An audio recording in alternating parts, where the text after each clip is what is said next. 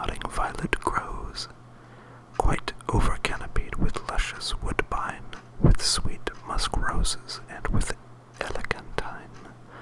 There sleeps Titania, some time of the night, lilies flowers with the dances and delight.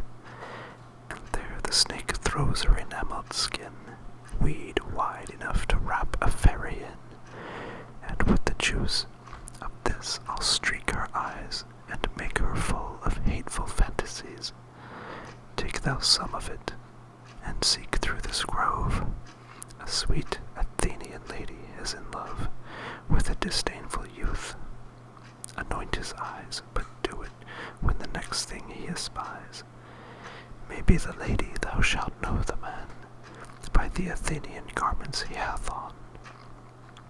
Effect it with some care, that he may prove more fond on her than she upon her love.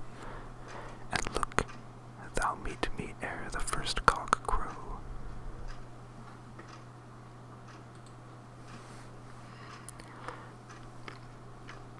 Come now, a roundel and fairy song. Then for the third part of a minute, hence. You spotted snakes with double tongue, thorny hedgehogs be not seen, newts and blind worms do no wrong. Come not near our fairy queen, Philomel with melody, sing in our sweet lullaby. Lulla, lulla, lullaby, lulla, lulla, lullaby. Never harm, nor spell, nor charm. Come over our lovely lady nigh, so good night with lullaby. Weaving spiders, come not here, hence you long-legged spinners, hence. Beetles black, approach not near, worm nor snail, do no offense. Philomel with melody.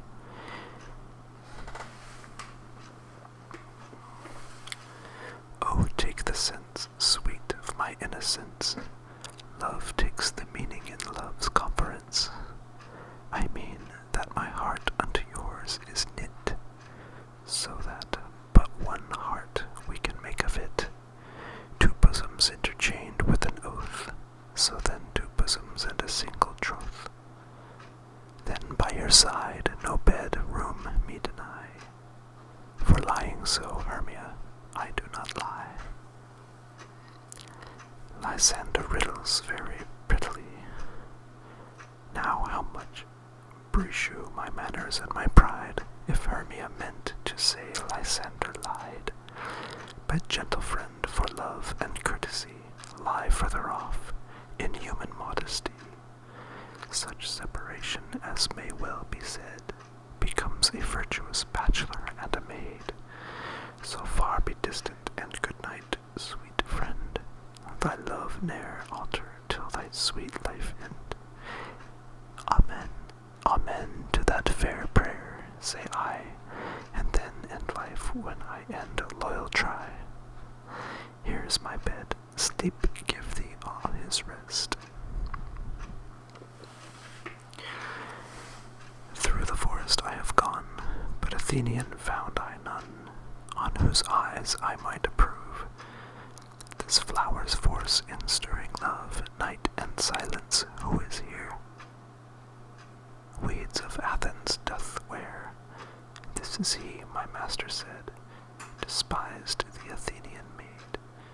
And here the maiden sleeping ground on the dank, dirty ground, pretty soul, she durst not lie, near this lack love, this kill courtesy.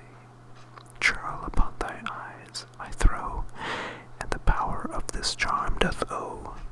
When thou wakest, let love forbid sleep his seat on thy eyelid. So awake when I am gone, for I must now to Oberon.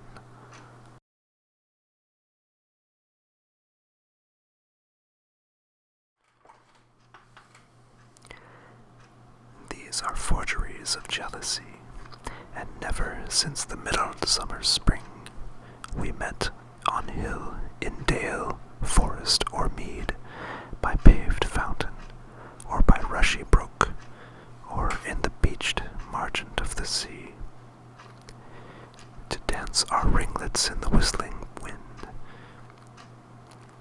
But with thy brawls thou hast disturbed our sport, therefore the winds piping to us in vain, as in revenge, have sucked up from the sea contagious fogs, which falling in the land, have every pelting river made so proud, that they have overborne their continents. The ox hath therefore stretched his yoke in vain, the ploughman lost his sweat, and the green corn hath rotted ere this youth attended a beard. The fold stands empty in the drowned field, and crows are fatted with the Murrion flock. And the 9 men's morris is filled up with mud, and the quaint mazes in the wanton green for lack of tread are undistinguishable. The human mortals want their winter here. No night is now worth hymn or carol blessed, therefore the moon, the governess of floods, pale in her anger, washes all the air, that rheumatic diseases do abound, and thorough.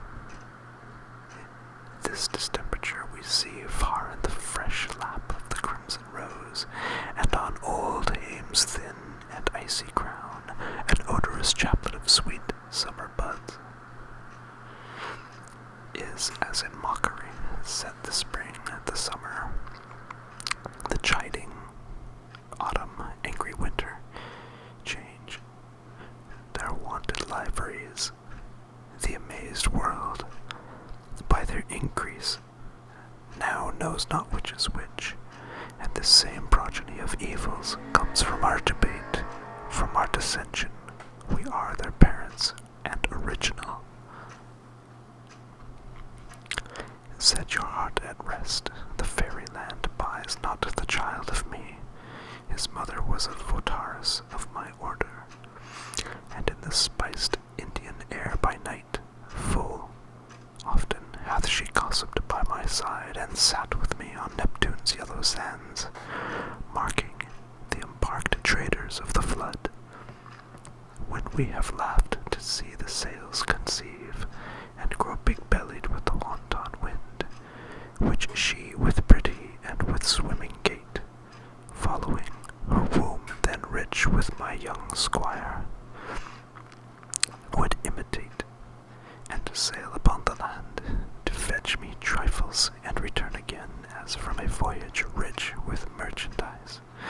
But she, being mortal, of that boy did die, and for her sake I do rear upon her boy, and for her sake I will not part with him.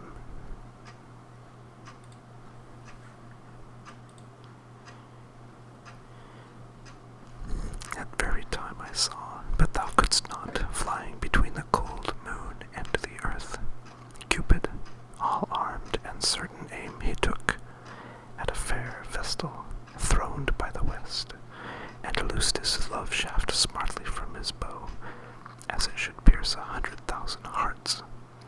But I might see young Cupid's fiery shaft, quenched in the chaste beams of the watery moon, and the imperial Votaris passed on, in maiden mediation fancy-free, yet marked I where the bolt of Cupid fell. It fell upon a little western flower, before milk-white, now purple with love's wound, and maidens call it love in idleness. Fetch me that flower, the herb I shewed thee once,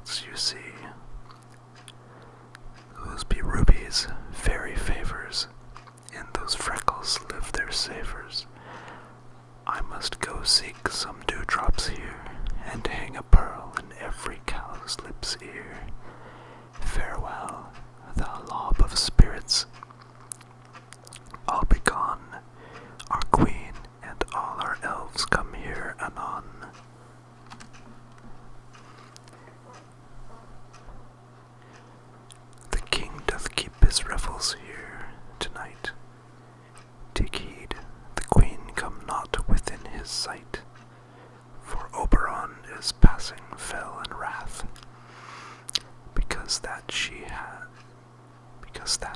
as her attendeth hath a lovely boy stolen from an Indian king. She never had so sweet a changeling, and jealous Oberon would have the child, knight of his train, to trace the forests wild. But she, perforce, withholds the loved boy, crowns him with flowers, and makes him all her joy. And now they never meet in grove or green, by fountain clear or spangled starlight sheen. But they do square, that all their elves for fear creep into acorn cups and hide them there.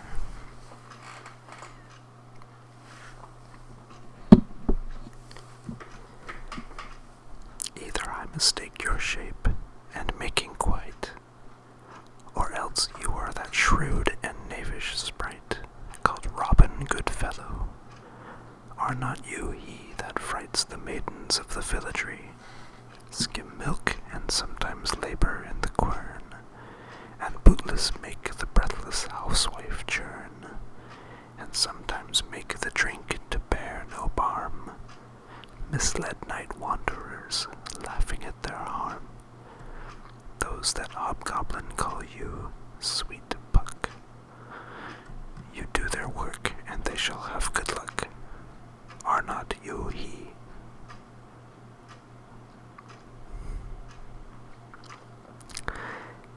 Then I must be thy lady, but I know when thou hast stolen away from fairyland, and in the shape of Corin sat all day, playing on pipes of corn and versing love to amorous Phillida. Why art thou here? Come from the farthest